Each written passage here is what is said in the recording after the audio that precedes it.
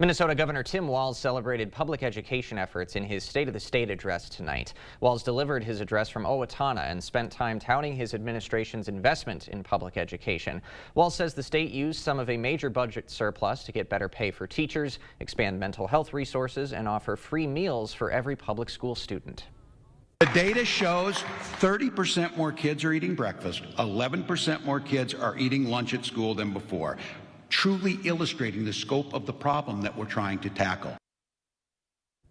Walz says the state can invest more, particularly when it comes to gun control. The state did pass a red flag law last year, which allows courts to temporarily take guns away from people in crisis and to strengthen background checks for gun purchases. But he called for stricter penalties for things like straw buyers who purchase guns for people with criminal records.